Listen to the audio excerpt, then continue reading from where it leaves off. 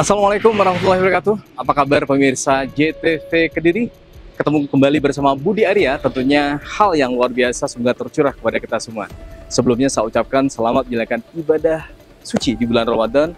Semoga limpahan berkah dan berkah tercurah pada kita semua. Nah, di edisi yang luar biasa ini kita akan coba mengangkat tentang bagaimana hasil riset dari beberapa anak di lembaga sekolah di Kota Kediri yang toh kenyataannya belum terimplementasi keluar, bahkan sudah mendapatkan hak karya cipta, namun kenyataannya tidak ada yang mengadopsi ataupun promotor di balik semua itu. Apa pemicu dari semua itu? Apakah keterbatasan biaya ataukah ada hal lainnya?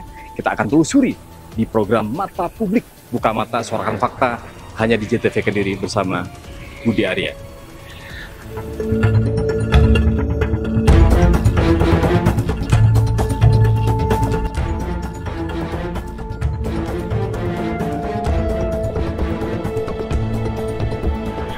Ya, Assalamualaikum. Selamat pagi. Ini benar dengan MTSN 2 Kediri ya? Iya benar. Bisa diantar ke ruangan lembaga risetnya? Oh ya siap. Bisa ya? Ya. Di belakang atau di mana? Di belakang. Ya.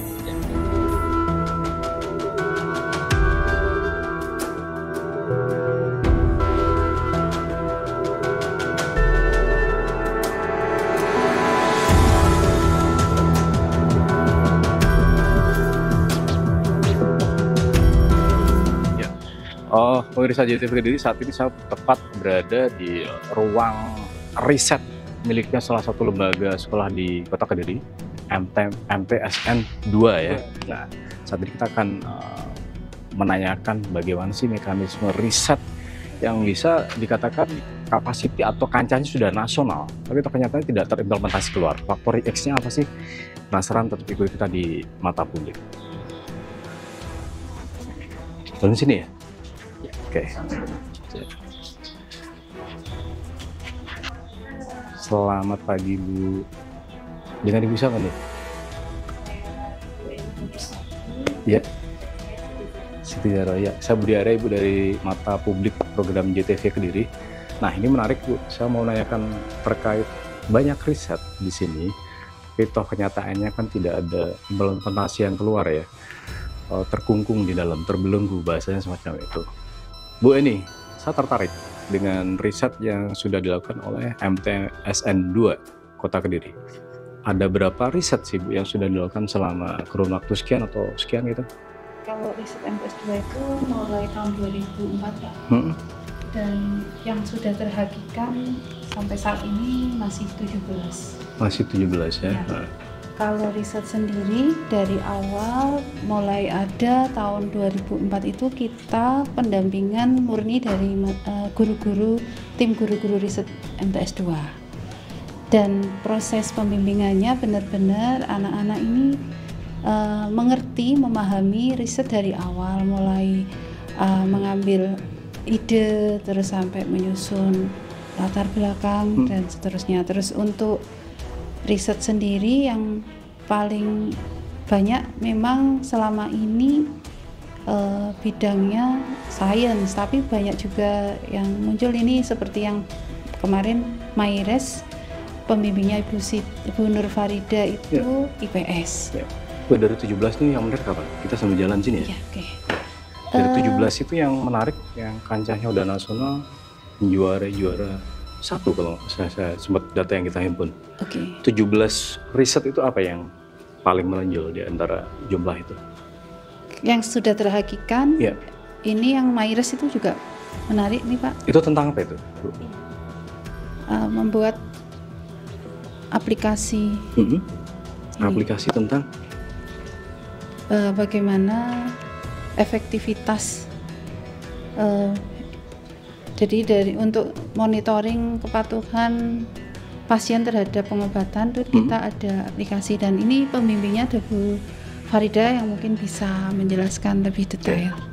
Hal ini didasari dari ketidakdisiplinan pasien di dalam minum obat. Memang sudah ada penelitian terdahulu itu untuk TBC, karena TBC itu kan ini ya harus tertib. Namun di penelitian terdahulu itu hanya menggunakan alarm. Nah, kalau alarm titik lemahnya adalah dimatikan enggak lanjut, kita nggak tahu. Tapi dengan aplikasi yang kita coba kembangkan dari sana, maka kita tambahkan dari sekedar alarm ada juga videonya. Sehingga video ini bisa siapa yang akan menerima laporannya via keluarga dan via rumah sakit atau puskesmas yang memang berangkat pasien tadi berobatnya di sana. Aplikasi ini sudah digunakan sama lembaga manut atau dinas terkait mana? Karena kami kemarin itu mencobanya di Salsabila Medica, cuman sampai hari ini kami sudah dihubungi tapi kami belum ada tindak lanjut. Ini menarik ya Bu, aplikasi tentang orang kalau lupa minum obat itu akhirnya terdeteksi ya, intinya semacam itu. Nah, momen terpenting apa sih yang menjadikan aplikasi ini tidak berkembang? Toh kenyataannya kan bagus ya, jadi dasar bagi pasien, utamanya membantu tim medis. Tapi toh kenyataannya tidak bisa terpush keluar. Harus ke sana. Itu siswa kelas berapa Bu yang menemukan? Pak, kelas 9. Kelas 9. Nah, Ada ya? Ada.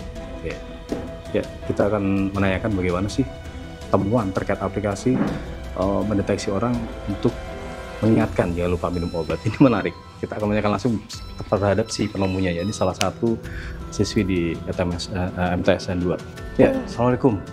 Dengan adik siapa nih?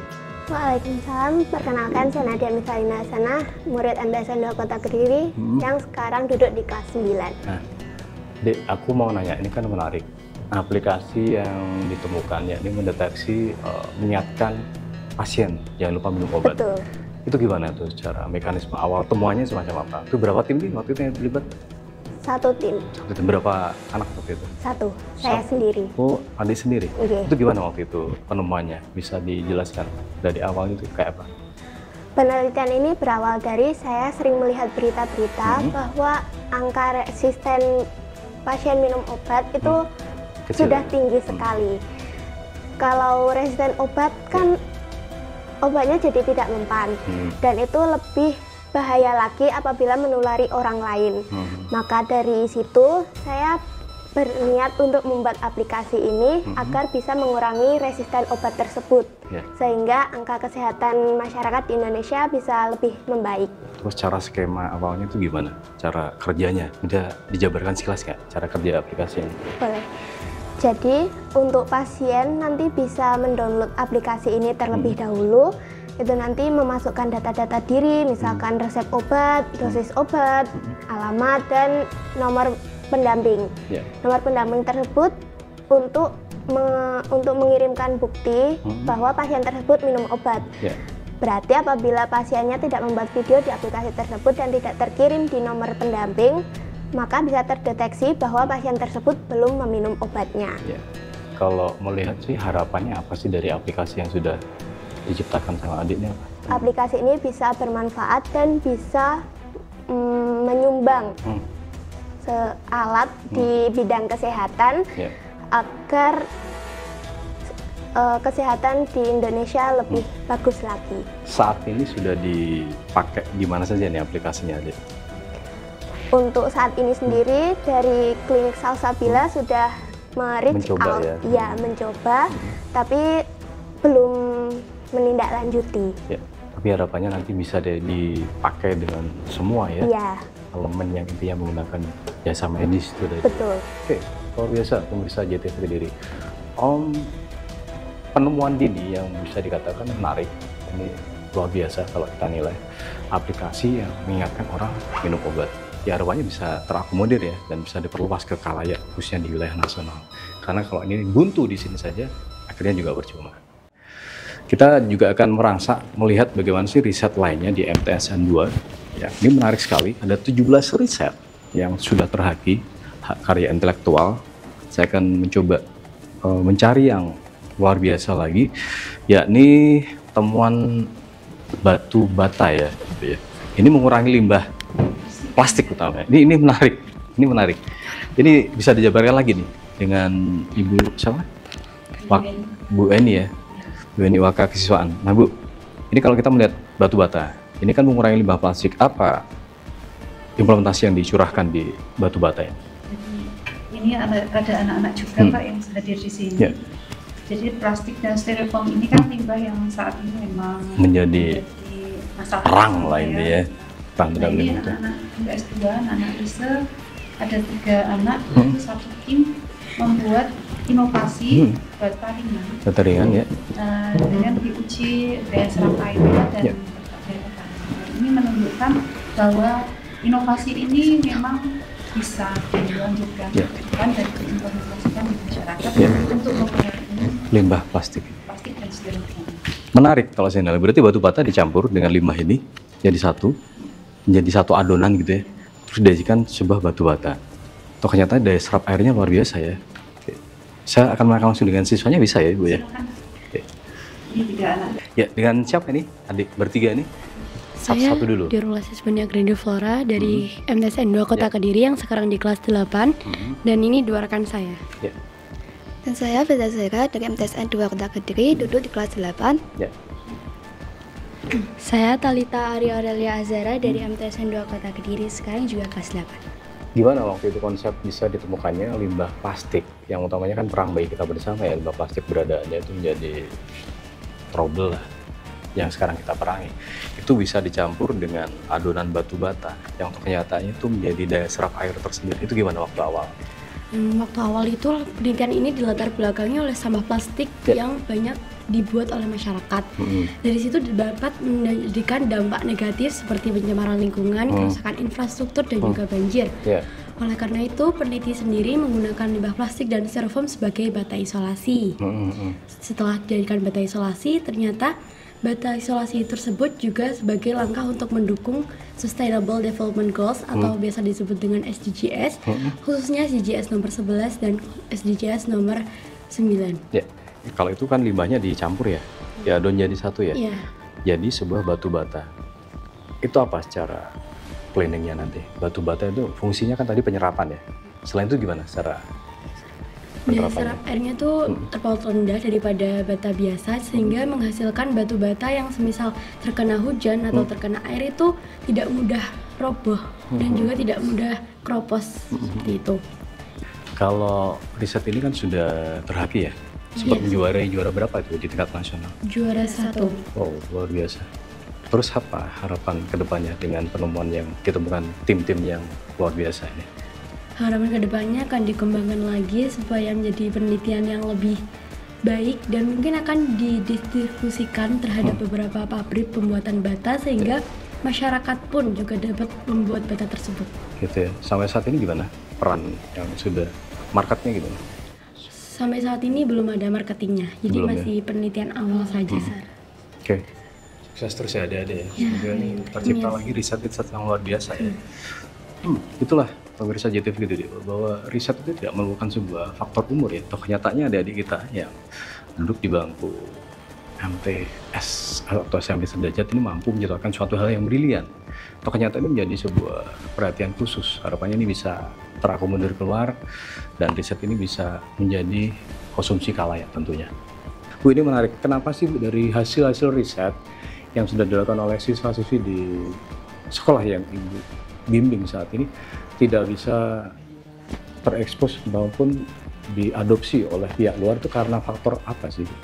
Yang pertama, setelah kegiatan riset selesai, ini kan madrasah juga untuk biaya riset juga sudah banyak Pak, sehingga untuk kita publish keluar disampaikan ke diseminasi itu kita belum melakukan, makanya terbatas kendala itu. Yang kedua, tentunya kita sudah seperti yang disampaikan tadi memberikan percobaan aplikasi ke salah satu klinik ya. Tetapi sampai saat ini belum ada tindak lanjut. Belum ada follow up juga ya. Respon dari masyarakat juga masih belum. Berarti faktor X-nya bisa dikatakan finansial dalam hari ini, yang itu menjadi kendala utama ya. Terus menyikapi hal ini, kendala ini harapan kedepannya apa sih Bu? Harapannya dari pihak madrasah melalui komite madrasah ini bisa memfasilitasi tim riset ini maupun tim lain agar bisa mendiseminasikan temuan-temuan siswa yang luar biasa ini sehingga bermanfaat untuk masyarakat. Oke, terima kasih Bu Eni Kurniawati selaku Wakil Kurikulum MTS 2. Tadi pemirsa JTV di Kediri ngobrol-ngobrol saya. dengan siswa-siswi yang luar biasa, penghasil riset yang luar biasa, juara nasional yang sudah terhargai intelektual, tapi ternyata tidak bisa terekspos keluar maupun tidak bisa diadopsi pihak luar. Apa pemicunya? Yaitu faktor dana. Harapannya ini bisa terpecahkan dan tetap saksikan di mata publik.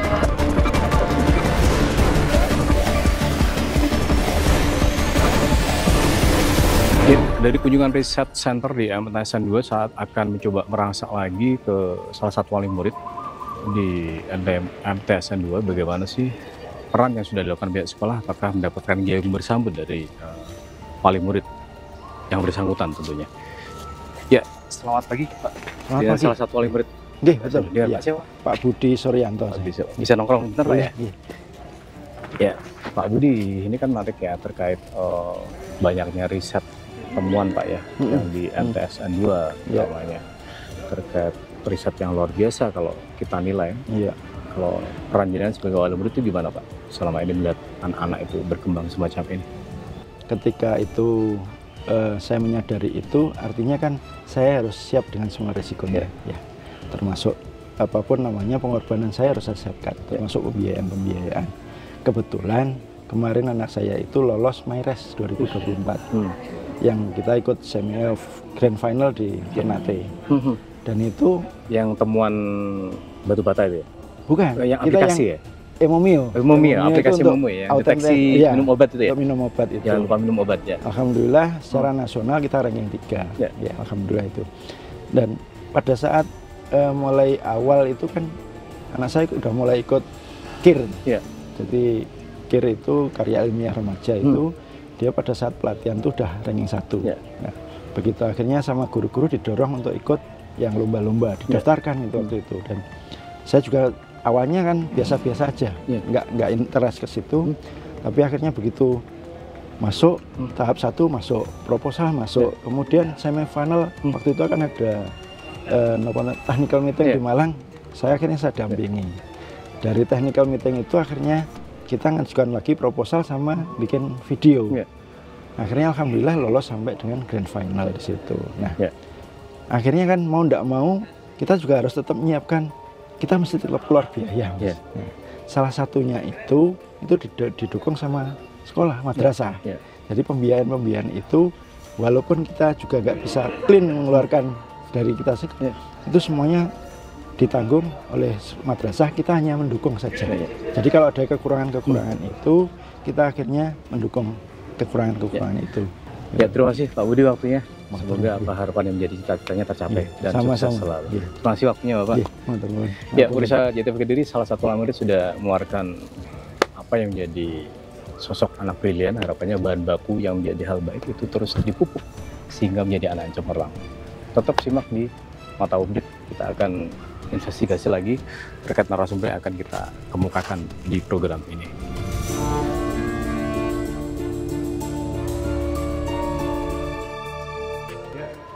Tadi beberapa narasumber sudah saya konfirmasi terkait riset yang sudah dilakukan oleh siswa-siswi MTSN 2 Madrasah Sanawiyah Negeri 2 Kota Kediri yang tampaknya luar biasa. Yang menjadi topakan utama adalah faktor dana. Itu yang menjadikan karya mereka tidak terimplementasi keluar dan diadopsi oleh khalayak. Nah, saat ini saya gantian bersama komite sekolah ya Bu ya. Dengan Pak siapa ini Pak? Pak Herianto. Pak Herianto.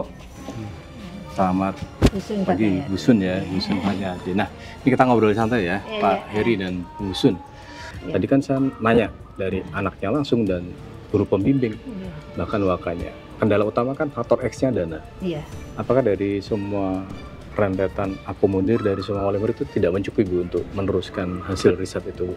Wah, terlalu besar dana yang dibutuhkannya. Jadi riset itu kan kita tahu sendiri Mas ya, riset itu kan sangat besar sekali. Dana yang dikeluarkan sesuai dengan yang ditemukan oleh anak itu. Ya. Katakan kita riset tentang sesuatu yang memerlukan dana besar, otomatis kita juga mengeluarkan dana besar. Gitu ya. Sementara kita dana itu masih vertikal, jadi tergantung dari kementerian karena memang semua itu diatur. Kalau nggak salah KMA 16 ya Pak ya, 2020 dan diteruskan oleh keputusan Dirjen Pendidikan tahun kalau nggak salah nomor 3601/24 itu memang peran komite diperbolehkan untuk mengakomodir itu. Ya. Barangkali bisa menambah ya, dari Bu Sun sudah dijelaskan secara detail. Pak Heri, barangkali apa yang menjadi penopang khusus nantinya? Kan eman ya kalau saya melihat hasil riset ya Bu Sun ya.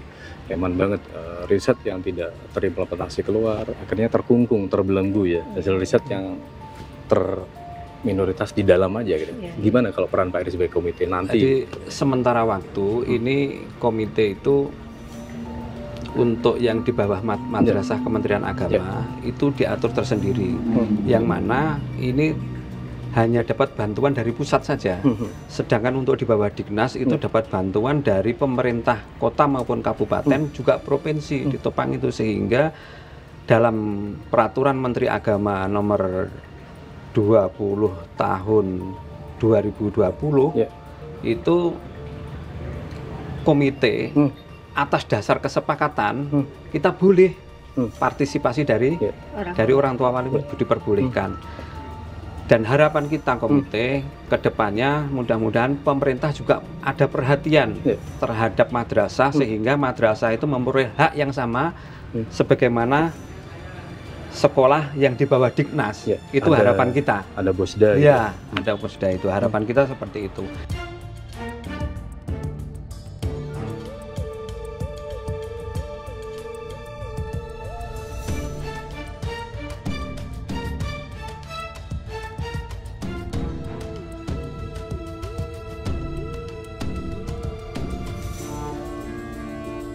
Dan saat ini saya akan mencoba merasa ke kepala sekolah MTSN 2 yang mempunyai peran terhadap pengelolaan di sekolah ini. Bagaimana sih peran sebenarnya terkait keberadaan siswa-siswi yang menghasilkan riset mumpuni tapi tidak bisa terakomodir secara maksimal.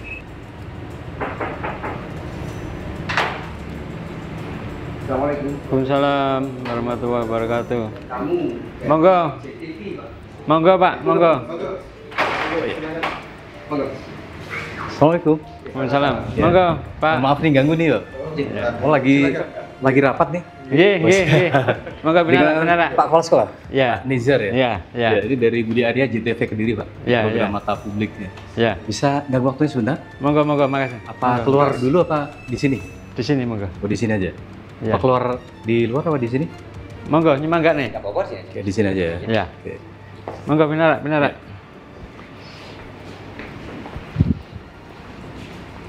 Nah Pak, saya tertarik dengan data yang kita himpun dari tim mata publik JTV Kediri bahwa terkait keberadaan anak-anak yang mempunyai sesuatu yang brilian ini ya, mampu menciptakan suatu hal positif, yakni sebuah riset. Tadi saya sempat merangsek ke sana, itu ada 17 riset yang sudah terhaki ya Pak, karya intelektual. Yang pertama terkait dengan pengelolaan madrasah, ini kami madrasah ini yang perlu diketahui oleh publik bahwa madrasah ini adalah pegawai pusat yang tidak mengikuti otoda. Oleh karena itu madrasah ini harus berupaya bagaimana semaksimal mungkin untuk mengelola BOS yang bersumber dari APBN. Nah ini karena hanya bertumpu kepada BOS, maka kegiatan-kegiatan yang harus diselenggarakan oleh madrasah yang harus diikuti oleh anak-anak ini, maka kami menyertakan pembiayaan itu kepada komite. Nah, karena keberadaan komite ini selalu berhadapan dengan publik yang belum memahami keberadaan komite. Di satu sisi sekolah sederajat SMP di sekitar kita ini mereka bisa di backup oleh APBD karena mereka ikut otoda. Pak Nizar, ini menarik. Kalau saya menilai kan kapasitas anak masih di usia MTS sederajat ya, itu tokoh nyatanya mampu menghasilkan hasil yang brilian. Harapan besar apa sih Pak yang diharapkan nanti untuk kedepannya dengan level semacam ini tapi tidak bisa diakomodir untuk khalayak? Kan eman ya kalau saya. Apa harapan besar Pak? Harapan besar kami Pak, ternyata ketika anak itu kita dampingi, kita kawal, ternyata bisa. Harapan kami ke depan membekali anak sejak dini berpikir kritis, berpikir inovatif, sehingga nanti punya skill, kesadaran masyarakat terkait dengan kepedulian Ristin yang belum maksimal. Riset itu apa toh? Ya, riset itu apa toh? Peruntukannya apa toh? Padahal kalau itu betul-betul kita perhatikan, itu menjadi sumber penghasilan. Coba kita bayangkan, seandainya seperti yang satu tadi itu, batu bata ramah lingkungan tadi itu kalau bisa diproduksi secara masif, sekarang kan marak bata ringan, mungkin bisa menjadi penyaingnya itu mengurangi limbah plastik. Mengurangi limbah plastik. Nah ini kan tidak ada pemerhati atau apa ya istilahnya, orang yang punya modal dan seterusnya, promotor ya, untuk memproduk secara masif, termasuk pemasaran dan seterusnya. Nah ini kan kita terhenti di situ, buntu di situ. Nah ini butuh pihak-pihak tertentu untuk mengurai. Bagaimana agar karya anak ini kalau sudah sampai bisa dipublish, bisa sampai menghasilkan produk, si penemunya ada royalti, kemudian mungkin pemerintah daerah juga akan mendapatkan penghasilan, mengurangi sampah yang ada di lingkungan Kota Kediri misalkan dan sekitarnya. Ini kan banyak hal yang bisa menikmati hasil karya anak-anak kita ini.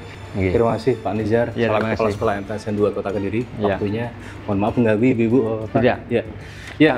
Pemirsa, harapannya dari gudang prestasi. Kalau saya mengatakan gudang itu emang di sini gudangnya prestasi riset, tapi toh kenyataannya belum ada suatu stimulan yang positif untuk mendukung semua. Itu harapannya sebuah stimulan positif mampu memberikan pencerahan terhadap anak-anak sehingga hasil riset yang sudah tercipta itu bisa diakomodir. Luar biasa. Harapannya seperti itu. Terima kasih Pak Nizar. Terima kasih Pak Arya. Terima kasih kehadirannya. Mudah-mudahan bermanfaat. Terima kasih Pak John ya. Terima kasih. Ya, pemirsa JTV Kediri, saat ini saya bersama Pemerhati Pendidikan Kota Kediri. Beliau adalah Dr. Haji Jainal SHMM yang merupakan Wakil Rektor 3 di kampus Uniska Kediri. Nah, Pak Zainal, selaku pemerhati pendidikan, kalau melihat kacamata seorang siswa-siswi di usia dini, bisa dikatakan begitu, di kalangan MTS ya, sudah melakukan riset, tapi secara implementasi keluar belum diakui.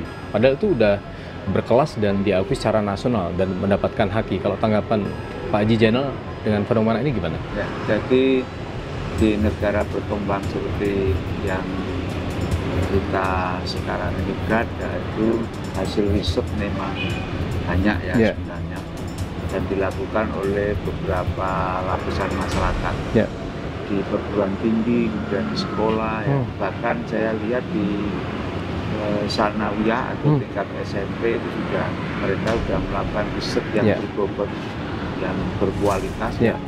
Outputnya ini sebenarnya bisa ditawarkan kepada berbagai elemen. Kalangan MTS, SMP sederajat ya sudah melakukan riset. Tapi kembali tadi kita sempat konfirmasi beberapa elemen yang ada, pihak terkait itu mengatakan bahwa dana maupun segala hal yang bersifat finansial itu menjadi hal utama, hingga keterbuntuan dan keterbelengguan itu terjadi. Bagaimana kalau menurut Pak Zainal? Sebenarnya ada dunia usaha dan dunia industri ya, disingkat UDI. Sebenarnya mereka memiliki dana yang disisihkan untuk dana riset ini. Nah, perguruan tinggi saya melihat sudah mulai mengambil dana itu, dan SMA saya kira bisa. Tadi saya sudah mengatakan kolaborasi antara sekolah menengah atas ya, atau madrasah aliyah atau sanawiyah, itu bisa kolaborasi riset dengan perguruan tinggi. Nah, perguruan tinggi ini kan juga ada koneksitas dengan dunia usaha dan industri atau yang disingkat UDI. Itu dananya banyak, sampai miliar ya. Jadi bahkan yang penelitian fundamental itu sampai 150 juta. Nah, ini saya kira bisa kolaborasi gitu ya. Selain dari Departemen Agama sendiri, kalau saya lihat di pengembangan riset sudah mulai ada, meskipun itu tidak sebesar apa yang digelontorkan oleh dunia industri dan dunia usaha, karena memang dunia usaha ini membutuhkan riset itu. Gitu. Ya, terima kasih Pak Haji Jainal selaku pemerhati pendidikan di Kota Kediri, bahwa hal terpenting dalam momen ini adalah kolaborasi ya Pak Haji ya. Harapannya ini bisa tercipta ke depannya. Ya, terima kasih waktunya Pak Haji Jainal selaku pemerhati pendidikan Kota Kediri dan mantan Wakil Rektor 3 di Kampus Uniska Kota Kediri. Harapannya ini menjadi pencerahan tersendiri bagi kita bahwa sebuah kolaborasi itu merupakan hal yang mutlak untuk mencapai segala sesuatu, meskipun terbentur namanya sebuah dana maupun finansial. Tetap di mata publik, buka mata, suarakan fakta. Ya, pemirsa JTV Kediri, tetap di program Mata Publik yang kita mengambil tema yang luar biasa, yakni kecerdasan anak yang terbelenggu. Di mana memang secara garis besarnya anak-anak di usia MTSN sederajat itu memang menghasilkan riset yang luar biasa, tapi toh kenyataannya secara implementasi keluar belum terekspos maupun diakomodir oleh khalayak secara utuh, dalam artian masih hambar karena hanya dikonsumsi secara internal. Nah, saat ini saya akan mencoba ini secara nasib bisa dikatakan beda, tapi secara jenjang ini lebih tinggi lagi. Ini merupakan sosok laki-laki asli Kota Kediri, yakni di wilayah Kecamatan Pesantren Kota Kediri. Dia adalah David Odi Edriantono. Ini merupakan salah satu mahasiswa di Politeknik Elektronika Surabaya yang ini mendapat keberuntungan dari hasil risetnya, yakni riset vacuum cleaner yang bisa membaca seperti robotik. Dia diakui dan terjadi pertukaran pelajar di negara Jepang sana. Nah, seperti apa menariknya? Ikuti saya terus di Mata Publik. Kita akan melakukan Zoom meeting langsung dengan David. Ya, Assalamualaikum warahmatullahi wabarakatuh. Waalaikumsalam warahmatullahi wabarakatuh. Apa kabar nih, David Odi Edriantono? Alhamdulillah baik, Mas. Kabar sehat ya? Iya, alhamdulillah sehat. Ini sekarang lagi di Jepang ya? Iya bener Mas, lagi di Jepang, di Jepang? tepatnya di Prefektur Kanagawa, Kota Atsugi. Wow, luar biasa.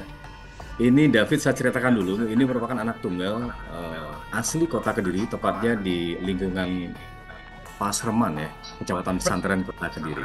Premanan, Kak, Premanan, lebih tepatnya. ya? Iya.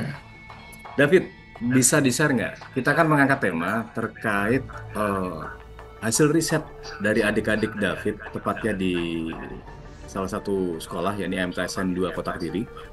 Hasil risetnya luar biasa, sudah terhaki, ada ratusan riset, tapi yang sudah terhaki itu ada 17 riset. Tapi toh kenyataannya saat ini belum terimplementasi keluar, jadi masih dalam konsumtif internal, dan itu kan sangat eman sekali ya kalau kita mengartikan. Nah, ini bisa di-share nggak tipsnya? David kan sekarang udah semester 6 ya, tepatnya di Politeknik Elektronika Negeri Surabaya. Bisa di-share nggak ke adik-adik? Barangkali risetnya gimana sih biar nanti terekspos keluar atau diakuin gitu? Sebenarnya cara riset kita itu biar terekspos keluar tuh yang pertama jelas ya, lingkungan terdekat harus mensupport ya Mas ya. Tentunya jika kita berada di lingkungan Kediri, jadi otomatis di lingkungan kota maupun kabupatennya pemerintah setempat juga harus mendukung untuk kegiatan riset tersebut. Itu yang pertama. Yang kedua, mungkin lebih tepatnya publikasi sosial media ya Mas ya, karena sekarang itu apa-apa itu sosial media, kita viral itu melalui sosial media dan sebagainya. Dan sebisa mungkin hasil risetnya itu juga nanti diimplementasikan ke masyarakat gitu Mas, yang membutuhkan aplikasi tersebut. Nah, David, ini menarik sekali kalau kita nilai ya. Ini suatu hal yang brilian. David dapat kesempatan pertukaran pelajar dengan negeri Jepang. Nah, David, bisa di-share juga. Kalau di sana secara salary ya, itu kan kita himpun juga dapat sebuah, udah digaji ya semacam itu ya. Riset udah digaji, ini menjadi motivasi buat adik-adik yang ada di Kediri khususnya. Itu bisa disebutkan David, bocorannya itu gimana? Iya, baik. Begini Mas, saya melihatnya di negara Jepang ini sangat mendukung yang namanya segi pendidikan ya Mas ya.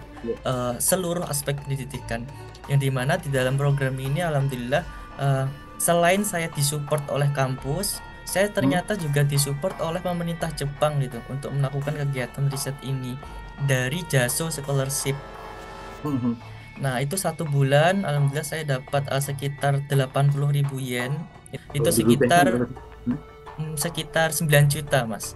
9 juta. Wow. Nah itu secara tempat tinggal, makan udah disupport sama pemerintah Jepang, dan fasilitas riset pun juga didukung penuh oleh kampus di sini Mas gitu. Jadi saya tinggal melakukan riset aja gitu, gak usah mikir yang dimana saya mungkin mengeluarkan uang ini dan sebagainya, kita nggak usah mikir gitu Mas gitu. Ya. Nah David, ini sembari mengakhiri obrolan kita yang luar biasa. Meskipun pengennya kita lama, tapi karena keterbatasan waktu ya. David, ini bisa di-share lagi nggak untuk adik-adik khususnya di Kediri ya? Gimana sih riset itu bisa terimplementasi dengan bagus, nanti ke depannya seperti apa? David bisa ngasih pesan dan tips buat adik-adik khususnya. Silakan David. Baik, kalau dari saya Mas ya, riset itu ibarat kita memecahkan sebuah problem yang ada gitu Mas. Jadi sebelum kita membuat sebuah produk, alangkah baiknya kita menganalisa masalah-masalah apa sih di sekitar kita yang harus mungkin bisa dibantu penyelesaiannya dalam teknologi gitu Mas. Karena kemarin sensei saya di sini tuh bilang percuma kita buat banyak inovasi baru dan sebagainya, tapi ternyata itu nggak menyelesaikan suatu hal atau problem yang mungkin deket dari kita gitu Mas. Nah jadi yang terpenting di sini kita gali dulu problem yang ada, lalu kita buat solusinya, dan kita buat mungkin ibaratnya kayak kuis gitu Mas, buat masyarakat setempat apakah mungkin membutuhkan ide kita ini atau tidak gitu. Nah, jika 3 itu udah terpenuhi, insya Allah bakal banyak support untuk kedepannya gitu Mas. Ya. Nah ini David, ini kan yang menjadi patokan juga masalah finansial ya, dana ya. Itu yang menjadi kendala adik-adik yang di sini. Itu menjadi hal vital nggak sih David kalau menurut David tuh? Iya sih Mas, kalau kita punya ide brilian tapi nggak ada dukungan dana pun juga gimana kita cara mengeksekusinya gitu loh Mas. Makanya juga perlu juga dukungan dari pemerintah setempat gitu Mas untuk merealisasikan ide kita tersebut pastinya. Terima kasih David waktunya. Selamat menjalankan ibadah puasa. Puasa kan? Iya, alhamdulillah Mas. Puasa. Belum ya? Belum. Oke. Terima kasih David, sukses selalu di Jepang sana. Semoga apa yang menjadi risetnya bisa diimplementasikan di negara kita tercinta dan bisa berguna untuk khalayak tentunya. Amin. Ya, pemirsa JTV Kediri, sesuai tema yang kita angkat, kecerdasan anak yang terbelenggu. Itulah menjadi poin utama yang harus kita selami dan kita soroti bersama. Karena apa? Prestasi dan angka brilian dan kecerdasan sebuah anak merupakan penopang dalam penerus sebuah bangsa. Tapi toh kenyataannya lagi-lagi dana maupun modal menjadi hal utama dalam meneruskan kiprah mereka yang akhirnya buntu dan tidak terimplementasi secara bagus. Harapannya ini menjadi hal positif bagi kita. Ada pihak-pihak tertentu yang bisa merangsak dan menopang terhadap keberadaan anak-anak brilian ini. Nah, pengetahuan adalah kekuatan, informasi, dan membebaskan. Pendidikan adalah premis kemajuan di setiap masyarakat, di setiap keluarga. Sesuai yang saya kutip dari Kof Adnan, harapannya menjadi motivasi tersendiri. Tetap simak di Mata Publik. Buka mata, suarakan fakta bersama Budi Arya.